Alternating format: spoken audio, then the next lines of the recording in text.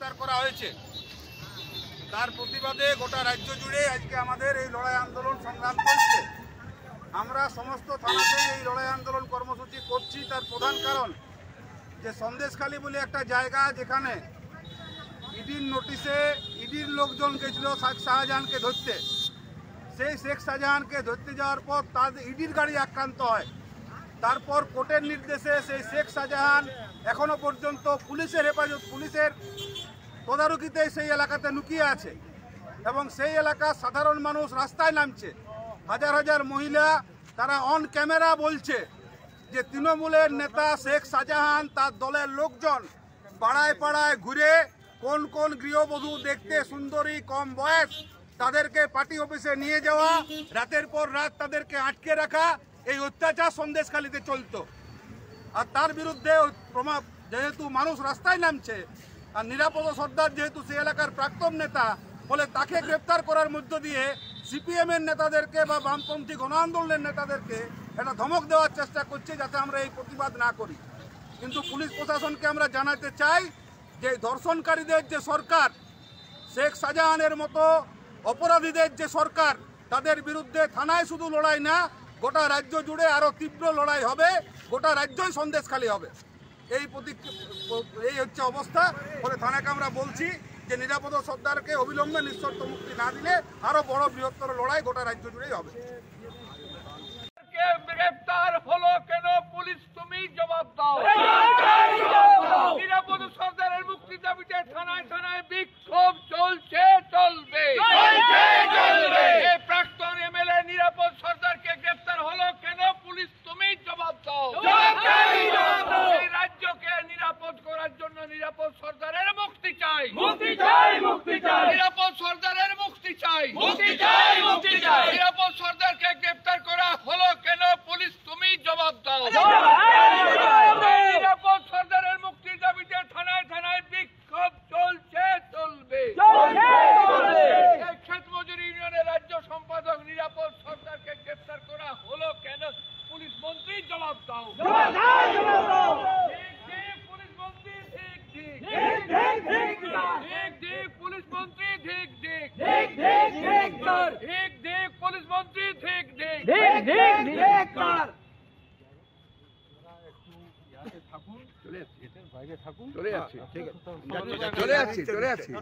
এটা বলা হচ্ছে উইদাউট পারমিশন আকস্মিক গ্রেপ্তার, বিনা নোটিশে গ্রেপ্তার। নিরাপদ সর্দার জানছেন সব থানাতেই হচ্ছে, জয়পুরে হলো, পুলিশ পুরুলিয়ায় হচ্ছে,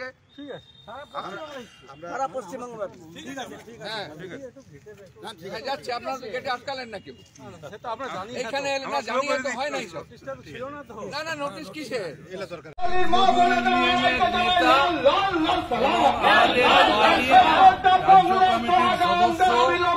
নিরাপদ সর্দারকে বিনা কারণে তৃণমূলকে সুবিধা করে দেওয়ার জন্য বাড়ি থেকে জোরপূর্বক তুলে এনেছে।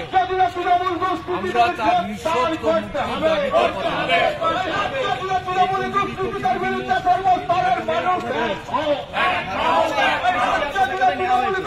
গোটা রাজ্য জুড়েই কর্মসূচি হচ্ছে, আজ হচ্ছে, কাল হবে, পরশু হবে।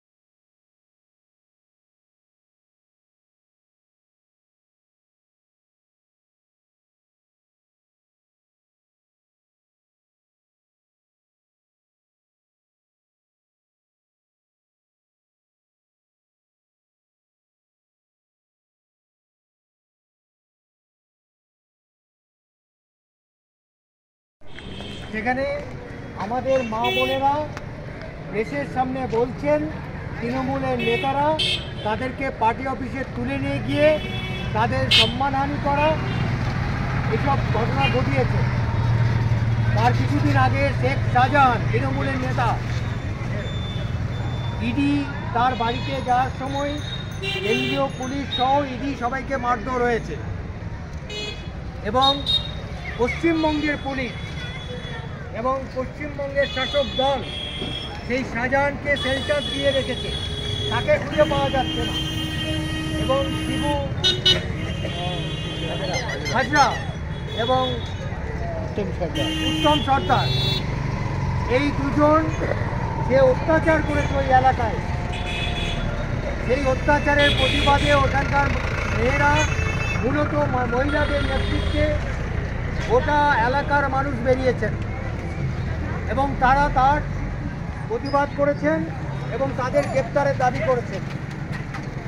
কিন্তু পুলিশ উল্টো আমাদের নেতা নিরাপদ সর্দার, তিনি ওই এলাকার জননেতা, তাকে গ্রেপ্তার করেছে এবং ওরা মনে করছে ইন্টারনেট কানেকশন বন্ধ করেছে। তারা মনে করছে পুলিশকে দিয়ে তাদের যে অপকর্ম সেসব ঢাকা দেবে। আমরা বলছি গোটা রাজ্য জুড়ে সন্দেশখালিতে যে ঘটনা ঘটেছে, মানুষ তার প্রতিবাদে নামবে। আগামী দিনে এই প্রতিবাদ আরও বাড়বে। পুলিশ যদি মনে করে, তৃণমূল যদি মনে করে পুলিশকে ঢাল হিসেবে ব্যবহার করে তারা পার পাবে, তা পাবে না। এখন মাধ্যমিক পরীক্ষা, হায়ার সেকেন্ডারি পরীক্ষা, আমাদের ছেলেমেয়েরা ভবিষ্যতের প্রজন্ম, তাদের প্রথম বড় পরীক্ষা। তাই জন্যে আমরা অন্য ধরনের কোনো কর্মসূচিতে যেতে পারছি না, কিন্তু পরীক্ষা শেষে গোটা পশ্চিমবঙ্গকে আমরা অবরোধ করব। যতক্ষণ না এই তৃণমূলের এই নেতাদের, যারা লুট করছে, যারা মহিলাদের সম্মান নিয়ে টানাটানি করছে, তাদের শাস্তি না হয় ততদিন পর্যন্ত পশ্চিমবঙ্গ অবরোধ থাকবে। এবং পুলিশকে আমরা এই চ্যালেঞ্জ দিতে চাই যে তাদের কত ক্ষমতা আছে আমরা বুঝে নেব, যে তারা আমাদের লোকজনদেরকে গ্রেপ্তার করে এই বিক্ষোভ যে ঘটছে, সাধারণভাবে মানুষের যে বিক্ষোভ হচ্ছে, সেই বিক্ষোভ তারা কীভাবে সামাল দিতে পারে আমরা দেখব। সুতরাং আমরা আপনাদের সকলের কাছে আবেদন জানাচ্ছি, এইরকম একটা পরিস্থিতিতে আমাদের রাজ্য নিয়ে আমরা গর্ব করতাম, সেই গর্বের রাজ্যে এই ধরনের ঘটনা ঘটছে, তার প্রতিবাদে সবাই সামিল হন এই বলে আপনাদের সবাইকে অভিনন্দন জানাচ্ছি।